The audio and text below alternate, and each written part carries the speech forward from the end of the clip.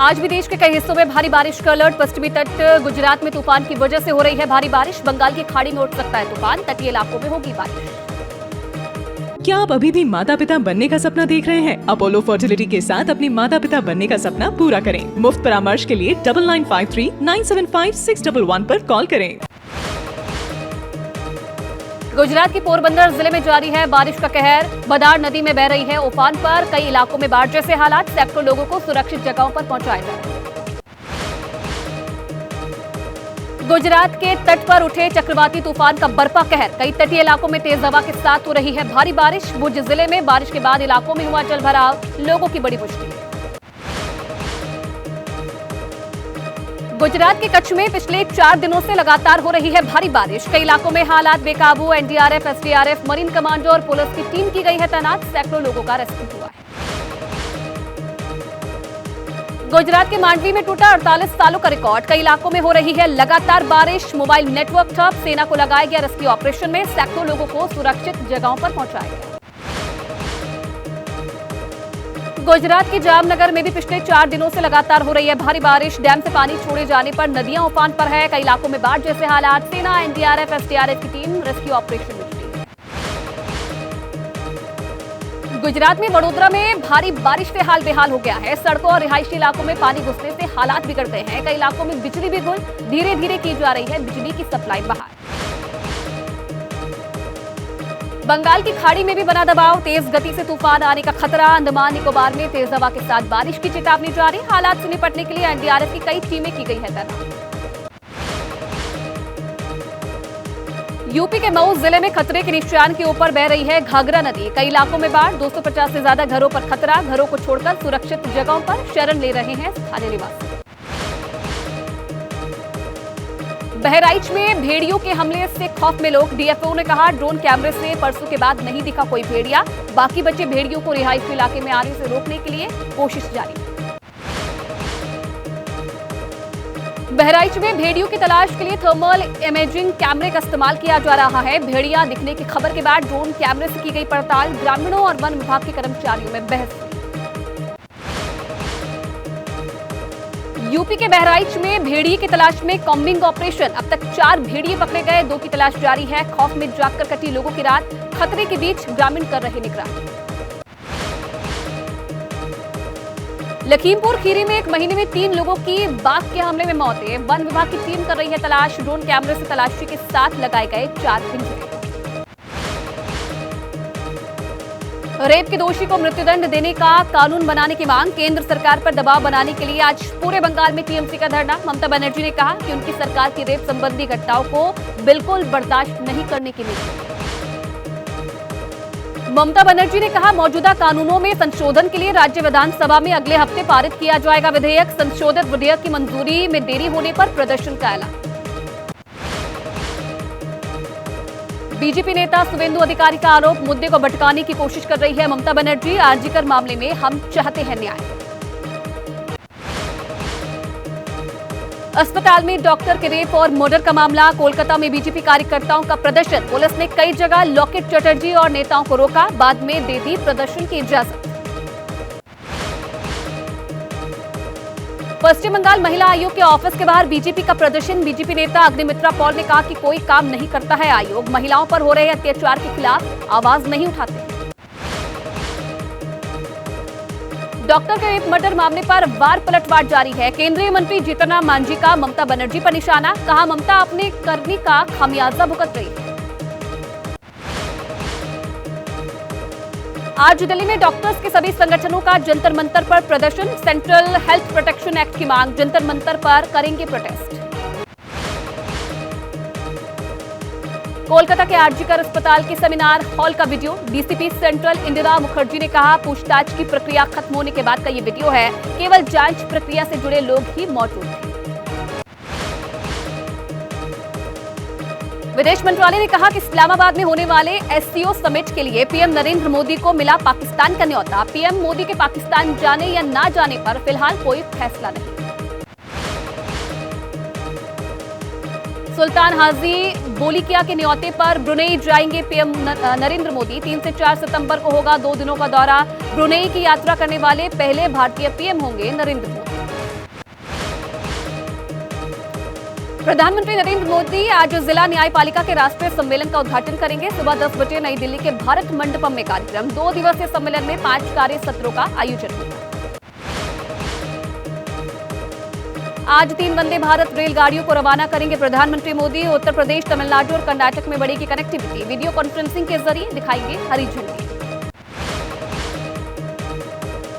छत्रपति शिवाजी महाराज की प्रतिमा गिरने पर पीएम नरेंद्र मोदी ने माफी मांगी है। विपक्ष ने कहा माफी काफी नहीं है, तय हो जवाबदेही। सीएम, डिप्टी सीएम का कब होगा इस्तीफा। पीएम मोदी ने कहा कि हमारे लिए छत्रपति शिवाजी महाराज आराध्य देव है। मैं अपने आराध्य देव छत्रपति शिवाजी महाराज जी के चरणों में सिर झुकाकर माफी मांगता हूं। छत्रपति शिवाजी महाराज की प्रतिमा गिरने पर महाराष्ट्र में विरोध प्रदर्शन जारी है। आज यूथ कांग्रेस करेगी मुंबई में प्रदर्शन। सिंधुदुर्ग जिले के राजकोट किले में लगी थी प्रतिमा। नौसेना दिवस पर 4 दिसंबर 2023 को पीएम नरेंद्र मोदी ने किया था छत्रपति शिवाजी महाराज की मूर्ति का अनावरण। बीते 26 अगस्त को गिर गई थी प्रतिमा। विपक्ष शिंदे सरकार पर लगातार कर रहा हमला। पीएम मोदी के माफी मांगने पर पूर्व मुख्यमंत्री पृथ्वीराज चव्हाण ने कहा कि सीएम नेवी पर उठा रहे सवाल तो राजनाथ सिंह को तय करनी चाहिए जवाबदेही। मुख्यमंत्रियों के करीबी को दिया गया था कॉन्ट्रैक्ट। कांग्रेस नेता चरण सिंह सापरा ने किया दावा, पीएम मोदी ने की डैमेज कंट्रोल करने की कोशिश। कहा ये घड़ियाली आंसू हैं, महाराष्ट्र की जनता कभी माफ नहीं करेगी। शिवसेना यूबीटी ने पीएम मोदी से पूछा क्या माफी भर से काम चल जाएगा, कब होगा मुख्यमंत्री उप मुख्यमंत्री का इस्तीफा। कहा जनता चुनाव में देगी जवाब। असम विधानसभा में नमाज के लिए मिलने वाले 2 घंटे का अवकाश हुआ खत्म। सीएम हेमंत बिस्वा शर्मा ने कहा यह सिर्फ मेरा फैसला नहीं, विधानसभा का फैसला है। नमाज पढ़ने पर कोई रोक नहीं है। असम विधानसभा के स्पीकर विश्वजीत दैमारी ने कहा कि हर शुक्रवार को नमाज पढ़ने के लिए 11:30 बजे स्थगित हो जाती थी विधानसभा। दूसरे धर्म के लोग भी अवकाश की कर रहे थे मांग। एआईयूडीएफ नेता रफीकुल इस्लाम का बयान। आज असम के सीएम ये कहते हैं कि मुसलमान क्या खाएगा, क्या पहनेगा, हम नमाज भी पढ़ेंगे और विधानसभा में भी जाएंगे। बीजेपी अल्पसंख्यक मोर्चे के अध्यक्ष जमाल सिद्दीकी ने असम विधानसभा के फैसले का स्वागत किया। पूछा जो नमाज नहीं पढ़ते वो विधानसभा में अवकाश की वजह से क्यों बैठ रहे हैं। एसटी हसन ने कहा हेमंता जी जब भी बोलते हैं तो विश्व गलते हैं। कुछ मुख्यमंत्रियों में मुसलमानों को ज्यादा परेशान करने की होड़ है जिससे वे केंद्रीय नेताओं के करीबी हो जाएंगे। जामा मस्जिद के शाही इमाम अहमद बुखारी ने कहा कि हिंदू बेटी के रेप पर पूरे देश ने अपनी आवाज उठाई, लेकिन यही अगर अन्य मुस्लिम बेटी के साथ होता तो हर तरफ सन्नाटा होता। मुसलमानों पर हो रहा है भयावह अत्याचार। असम सरकार के फैसले पर आरजेडी नेता तेजस्वी यादव का आरोप। बीजेपी ने मुसलमानों को सॉफ्ट टारगेट बनाया है। अल्पसंख्यक लोगों को करना चाहते हैं तंग। कहा आजादी की लड़ाई में सभी का योगदान रहा। कांग्रेस नेता सुप्रिया श्रीनेत का दावा, हेमंता बिस्वा शर्मा के कार्यकाल में असम में बेरोजगारी 7 गुना बढ़ी। पूछा कब तक करेंगे ऐसी राजनीति, कब असम के बेरोजगार युवाओं की करेंगे बात। आज से केरल के पलक्कड़ में आरएसएस की अखिल भारतीय समन्वय बैठक। 3 सितंबर तक चलेगी मीटिंग। आरएसएस से जुड़े 32 संगठनों की भागीदारी। बांग्लादेश पर भी होगी चर्चा। मनी लॉन्ड्रिंग केस मामले में ईडी का एक्शन जारी है। हरियाणा में EMAAR और MGF की कई संपत्तियां जब्त हुई है। सस्ते दर में जमीन हथियाने का आरोप है। दोनों कंपनियों से पूर्व सीएम भूपेंद्र हुड्डा का कनेक्शन। हरियाणा में ईडी के एक्शन पर कांग्रेस नेता रणदीप सिंह सुरजेवाला ने कहा कि बीजेपी के इशारों पर काम कर रही है ईडी की टीम। विधानसभा चुनाव को प्रभावित करने की साजिश हो रही है। हरियाणा के लिए कांग्रेस प्रभारी दीपक बाबरिया बोले, स्क्रीनिंग कमेटी में 40 सीटों पर हुई है चर्चा। उम्मीदवारों के नाम पर मोहर लगाने के लिए पार्टी CEC की 2 और 3 सितंबर को बैठक होगी।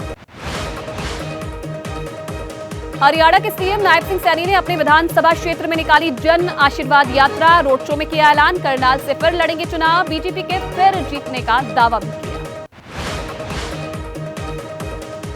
समाजवादी पार्टी ने हरियाणा में विधानसभा चुनाव लड़ने पर फिलहाल नहीं किया है कोई फैसला। अखिलेश यादव बोले, राष्ट्रीय पार्टी का दर्जा हासिल करने के लिए जारी रहेगी कोशिश। पीडीपी नेता ने नेशनल कॉन्फ्रेंस पर लगाया आरोप, एनसी हमेशा से करती आई है हलाल हराम की सियासत। जमात इस्लामी से बैन हटाने की मांग की, कहा हमेशा होनी चाहिए विचारों की लड़ाई।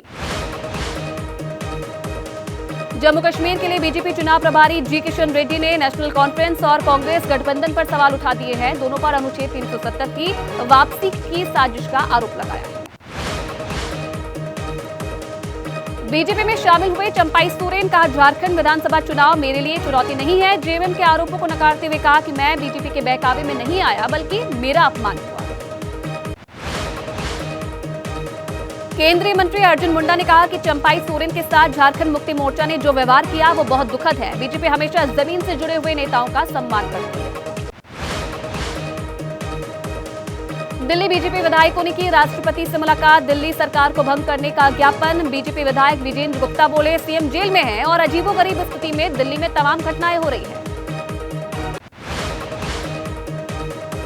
सीएम सिद्धरामैया के खिलाफ केस चलाने की मंजूरी देने का मामला, कर्नाटक में कांग्रेस ने आज राजभवन चलो का आह्वान किया है। राज्यपाल पर गलत आदेश जारी करने का आरोप।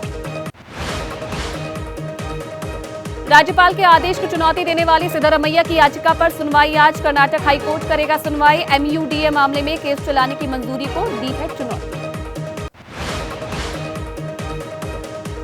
भोपाल में सरकार के विरोध में उतरे कांग्रेस कार्यकर्ता, पुलिस ने किया वाटर कैनन और आंसू गैस का इस्तेमाल। पेपर लीक, नर्सिंग घोटाला, बेरोजगारी और महंगाई का कर रही थी विरोध। केरल के तिरुवनंतपुरम में कांग्रेस कार्यकर्ताओं ने विरोध प्रदर्शन किया है। एक्ट्रेस के साथ यौन शोषण मामले में सीपीएम विधायक एम मुकेश से इस्तीफे की मांग की। पुलिस ने किया वाटर कैनन का इस्तेमाल। किसान आंदोलन, कंगना रनौत के बयान पर बोली पूर्व केंद्रीय मंत्री हरसिमरत कौर, उनके बारे में जितना कम बोला जाए वही ठीक रहेगा। उनकी खुद की बुद्धि भ्रष्ट हो चुकी है और दूसरों को वो बुरा बोलती है। हरियाणा के शंभू और खनौरी बॉर्डर पर जारी किसान आंदोलन के आज 200 दिन पूरे हो गए हैं। हजारों की संख्या में आज किसान जुटेंगे। रेसलर विनेश फोगाट को किसान सम्मानित भी करेंगे। रेसलर विनेश फोगाट श्री हरमिंदर साहिब में हुई नतमस्तक, कहा आज पूरा हुआ सपना, यहां आकर कर रही हूं पॉजिटिविटी महसूस। तीरंदाज शीतल देवी का आज सेमीफाइनल, पैरालंपिक में बेस्ट प्रदर्शन करके आखिरी 8 में बनाई थी जगह। भारत की शूटर मोना अग्रवाल ने जीता bronze medal. 10 metre air rifle SH1 event में हासिल की कामयाबी। पोलियो ने चलने फिरने में रुकावट डाली लेकिन नहीं तोड़ पाया हौसला। पैराशूटर मनीष नरवाल का सिल्वर मेडल पर कब्जा। 10 metre air pistol SH1 category में जीता मेडल। फाइनल में मनीष का स्कोर रहा 234.9। मनीष नरवाल के मेडल जीतने पर माता पिता ने कहा कि देश के लिए गोल्ड जीतने की उम्मीद थी, आगे और भी बहुत मौके मिलेंगे, मनीष और भी अच्छा करेगा।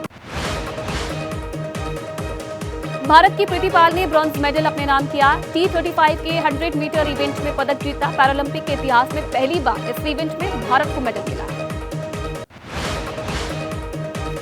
आईपीएल को लेकर बॉम्बे हाई कोर्ट की कड़ी प्रतिक्रिया, अदालत ने महाराष्ट्र सरकार से पूछा सवाल, आईपीएल के लिए फीस में रियायत की।